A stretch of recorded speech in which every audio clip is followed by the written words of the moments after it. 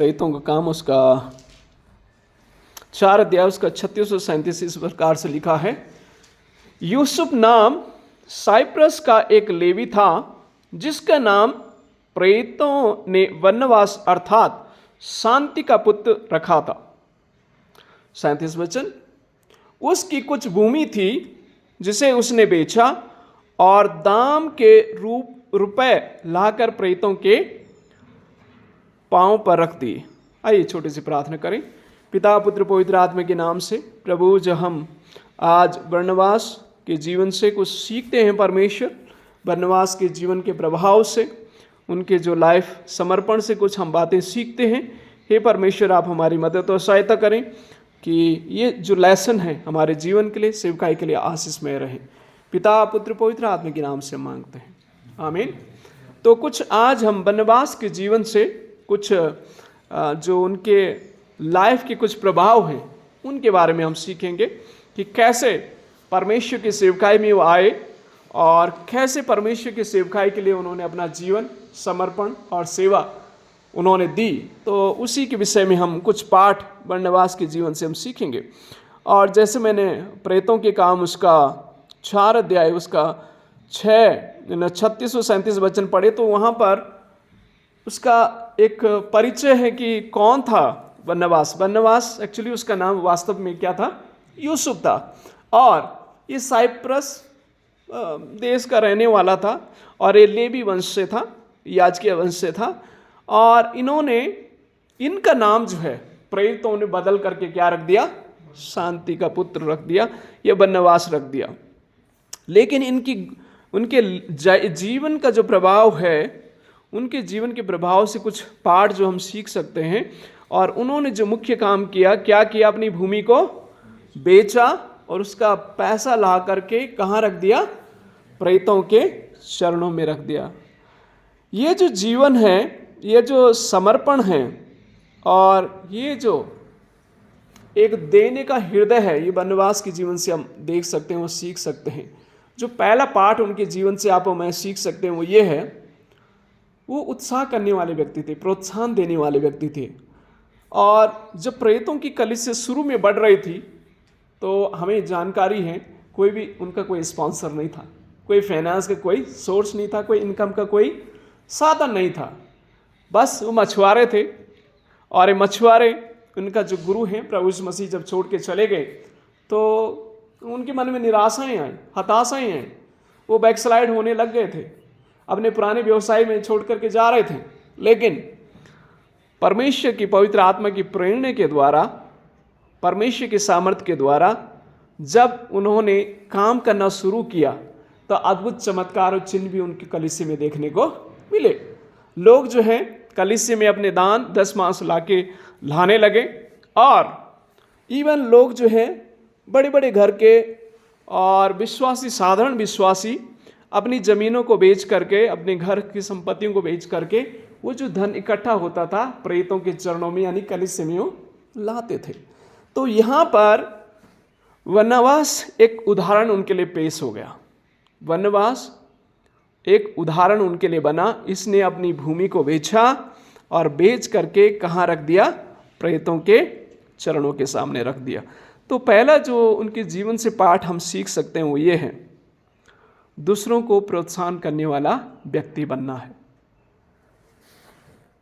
बरनबास ने एक उदाहरण रख दिया दूसरों के लिए, एक उत्साह का कारण बन गया, एक इंकरेज का एक क्या बन गया? सोर्स बन गया कि उन्होंने स्वयं जो है अपनी भूमि लेकर के प्रेरितों के सामने रख दिया। उदाहरण बन गया वो दूसरों के लिए, एक उदाहरण का पेश जो है उन्होंने कर दिया। तो मसीह सेवकाई में हमारी स्पीच से ज़्यादा, हमारे बहुत बातें करने से बेटर है हम क्या बने? उदाहरण बने। और मसीह सेवा में अगर आपको मुझे सफल होना है तो उदाहरण बनना बहुत ज़रूरी है और उत्साह का सोर्स बनना बहुत ज़रूरी है। जब बरनबास ने काम किया, लोग उत्साहित हुए। बरनबास ने अपनी ज़मीन का कुछ ही भाग, जितना भी होगा, हो सकता है उस समय में कुछ अमाउंट उसका होगा, लेकिन उसके द्वारा प्रेरणा पाकर के, उसके द्वारा उत्साहित होकर के, उससे प्रोत्साहित होकर के बहुत सारे लोगों ने ये काम करना शुरू किया। और जब आगे आप प्रेरितों का काम 4 अध्याय में पढ़ेंगे तो लिखा उनमें कोई भी दरिद्र नहीं था। आमीन। अब आप थोड़ा सोचिए, जिनका कोई स्पॉन्सर नहीं था, कोई फाइनेंस का सोर्स नहीं था, अब इनके बीच में कोई भी दरिद्र नहीं था। क्यों? कारण क्या था? हर एक क्या करते थे? कलीसिया में लेके आते। तो ये प्रिंसिपल है, एक सिद्धांत है जो कलीसिया में लागू होना बहुत जरूरी है। ये आरंभिक कलीसिया में था, और इसके लिए उदाहरण जब तक आप में बनेंगे नहीं तब तक होगा नहीं। कई बार आप में प्रचार करेंगे, कलीसिया में 10 मांस लेके आओ, बहुत सारी चीजें हम कहेंगे कलीसिया में, लेकिन लोग जो है एक्चुअली हमारे जीवन को पहले देखते हैं, क्या ये उदाहरण है? अगर आप में उदाहरण सेट करते हैं, खुद प्रैक्टिकली चीजों को करते हैं, तो लोग उससे प्रभावित होते हैं। और बरनबास की सेवकाई से यही प्रभाव पड़ा कलीसिया में। उन्होंने खुद उदाहरण एक पेश कर दिया। तो प्रियो, अगर आप में अपनी सेवकाई में सफल होना चाहते हैं तो सबसे बेटर है कि हम एक उदाहरण का जीवन जिए, एक उत्साह का जीवन जिए, दूसरों के लिए उत्साह का कारण बने, एक एग्जाम्पल बने, और वही प्रभु यीशु मसीह बने। वो उन्होंने एक उदाहरण पेश किया दूसरों के लिए, और उसी उदाहरण के द्वारा कलीसिया बढ़ती चली गई, आरंभिक कलीसिया बढ़ती चली गई। हमारे बिलीवर्सटन चर्च की सेवकाई का भी आरंभ इसी प्रकार से हुआ है। हमारे मेट्रोपॉलिटन जो अमेरिका में एक अच्छी लग्जरियस जीवन जी रहे थे, सब कुछ बेच करके भारत में आए, सेवकाई को शुरू किया, और आज 20 देशों से ज़्यादा हमारी सेवकाई है, और भारत के हर एक राज्य में हमारी सेवकाई है। कैसे हो पाया? क्या उनके पास क्या सोर्स था? एक साधारण सा जीवन, सब कुछ बेच करके प्रभु की सेवकाई में आए। परमेश्वर ने आशीष दी। अगर आप हमें एक उदाहरण पेश करके सेवकाई में आगे बढ़ना चाहते हैं, परमेश्वर तभी हमें आशीष देंगे, और हमारे द्वारा दूसरे लोग भी आशीषित होने पाएंगे जब हम उदाहरण पेश करेंगे। तो एक उदाहरण का जीवन हमें जीना बहुत जरूरी, उत्साह का जीवन जीना बहुत जरूरी है।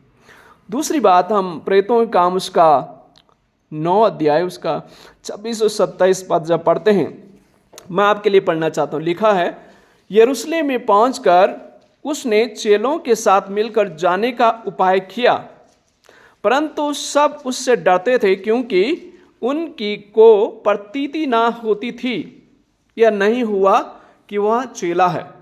27 वचन कहता है, परंतु बरनबास उसे अपने साथ प्रेरितों के पास ले जाकर उनसे कहा कि इसने किसी रीति से मार्ग में प्रभु को देखा, और उसने इससे बातें की। फिर दमिश्क में इसने कैसे हियाव से प्रभु के नाम का प्रचार किया। ये दूसरा यहाँ पर उदाहरण है। दूसरा पार्ट जो हम बरनबास के जीवन से सीख सकते हैं, आपको मालूम है ये घटना, पूरी कहानी मालूम है कि प्रेरित पौलुस जो था मसीहों को सताने वाला था। उसने बहुत सताया, उसका नाम शाऊल था, बहुत सताया, बहुत प्रताड़ित किया, और सब लोग डर रहे थे।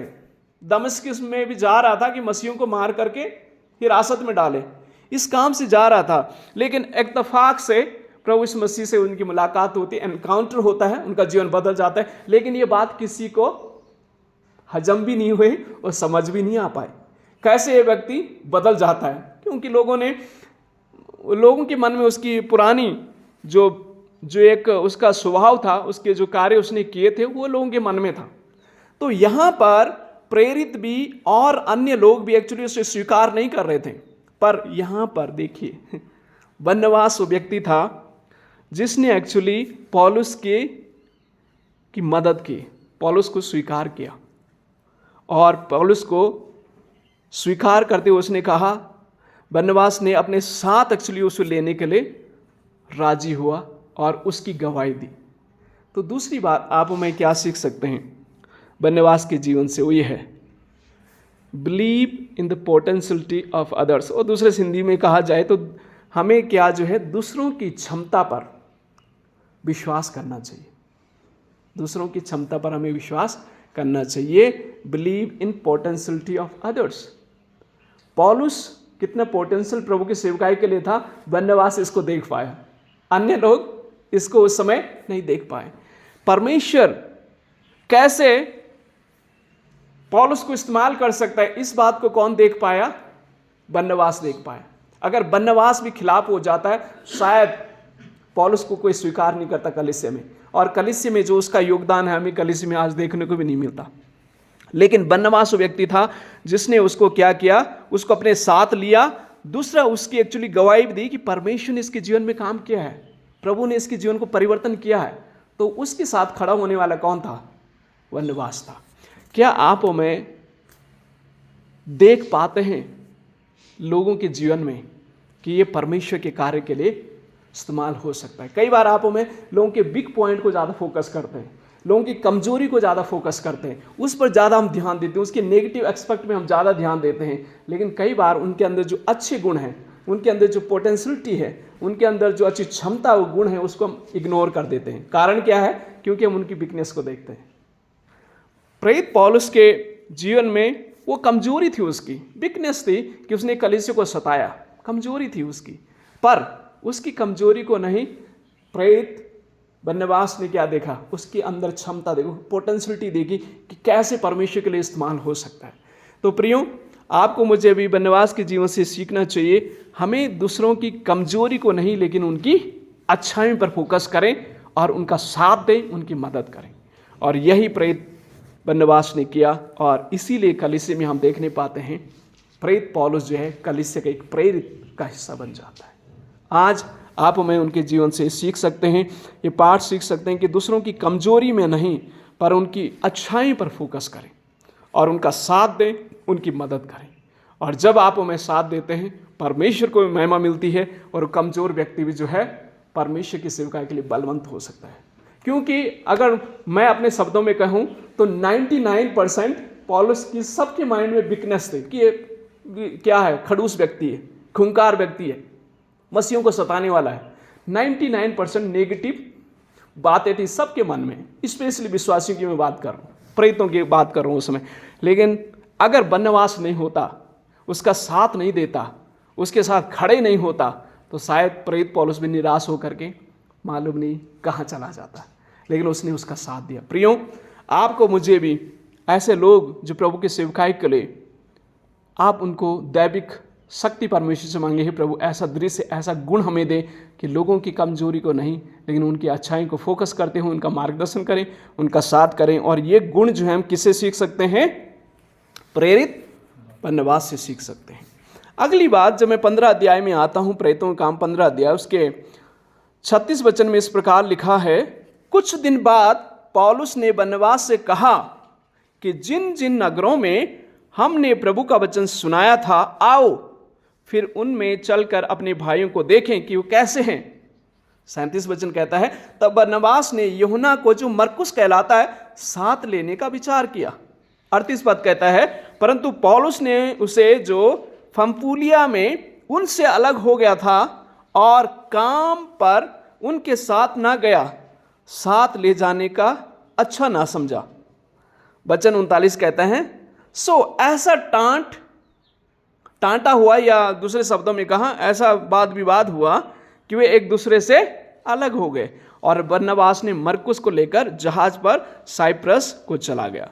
प्रियो, जो तीसरी बात हम जो बरनबास के जीवन से सीख सकते हैं वो ये है, the Barnabas was actually team worker था। वो टीम में काम करने वाला था, पीस मेकर था, team player and peacemaker. अगर संक्षिप्त शब्दों में कहा जाए तो Barnabas was team player and peace maker.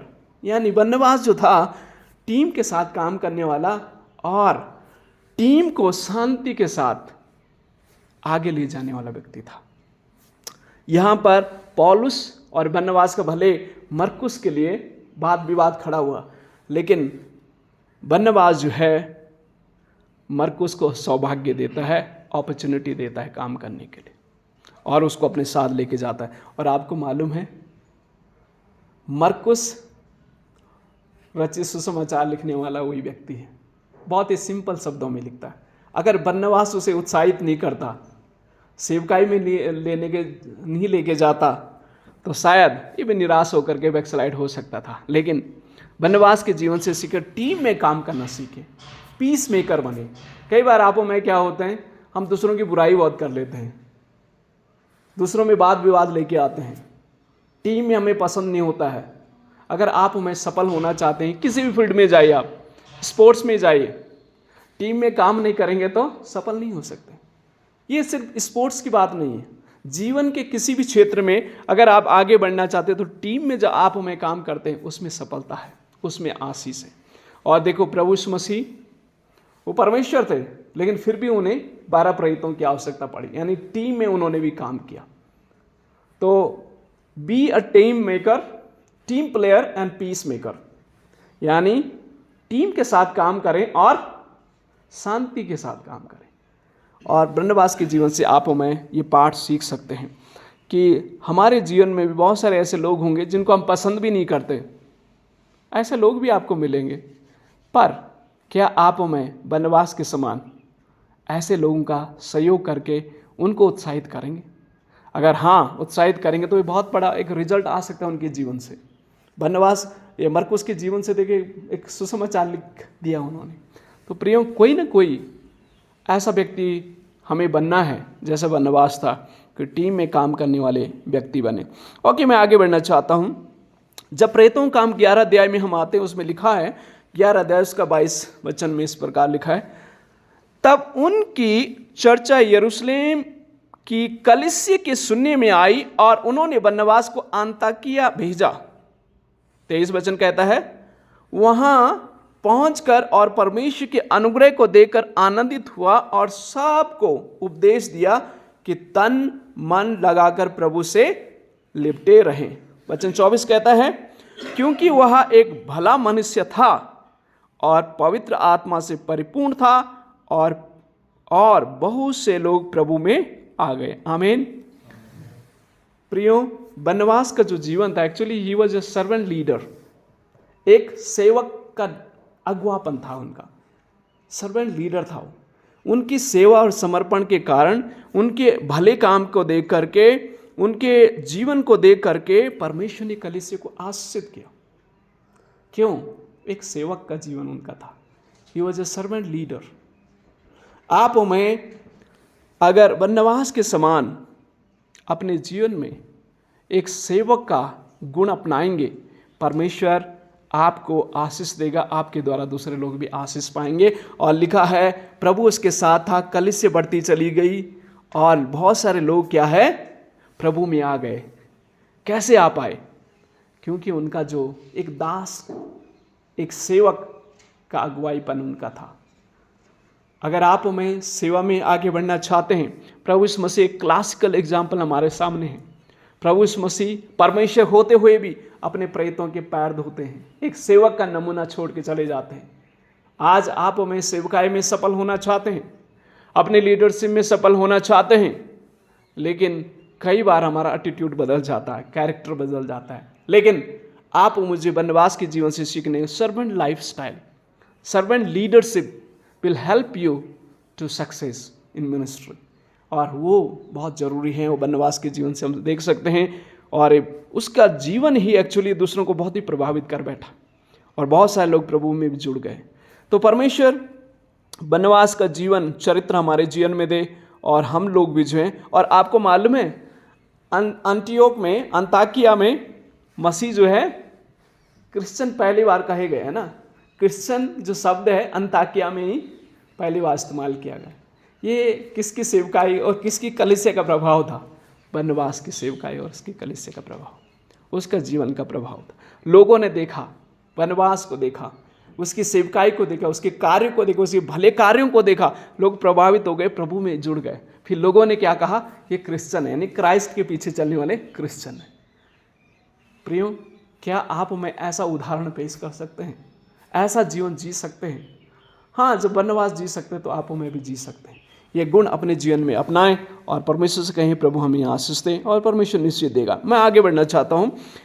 प्रेरितों की काम जब उसका 13 अध्याय हम पढ़ते हैं, उसका 2 वचन में पढ़ना चाहता हूँ। लिखा है, जब वे उपवास सहित प्रभु की उपासना कर रहे थे तो पवित्र आत्मा ने कहा, मेरे निमित्त बरनबास और शाऊल को उस काम के लिए अलग करो जिसके लिए मैंने उन्हें बुलाया है।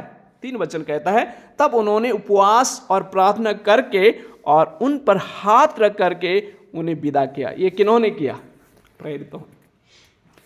यहां पर एक्चुअली हम क्या देखते हैं? बरनबास और शाऊल के जीवन से faithful to the mission work, सेवकाई के लिए, मिशन काम के लिए वो फेथफुल थे।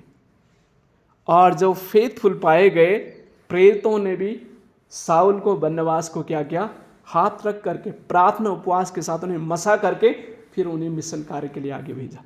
और आपको मालूम है कलीसियाएं, कई कलीसियाओं की उन्होंने स्थापना की दोनों ने। प्रियो, आप मैं मिशन कार्य के लिए जब अपने जीवन को समर्पित करते हैं, परमेश्वर हमें तो आशीष देते हैं, हमारे द्वारा दूसरे लोग भी आशीषित होने पाते हैं। तो बरनबास के जीवन के प्रभाव से आप और मैंने 5 बातें सीखी। पहली बात मैंने कहा, इंकरेज अदर्स, दूसरों को प्रोत्साहित करें, जैसे बरनबास ने पौलुस को उत्साहित किया। दूसरी बात मैंने कहा, believing in potentiality of others, दूसरा दूसरों की क्षमता पर क्या करें, विश्वास करें, उनकी कमजोरियों पर नहीं लेकिन उनकी अच्छाइयों पर क्या करें, आप भरोसा उन्हें दिलाएं और उनको आगे बढ़ाएं। और तीसरी बात मैंने कहा, बरनबास के जीवन से be a team player and peace maker, team के साथ काम करना और शांति के साथ आगे बढ़ना। और फिर मैंने चौथी बात कहा, बरनबास के जीवन से he was a servant leader, एक सेवक का उनका अगुवाईपन था।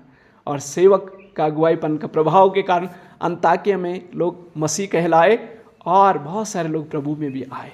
तो एक सेवक का जब आप जीवन जीते हैं तो आप खुद आशीषित होते हैं, आपके द्वारा दूसरे लोग भी आशीषित होते हैं। और जो लास्ट अंतिम बातें मैंने कहा, be faithful to the mission work.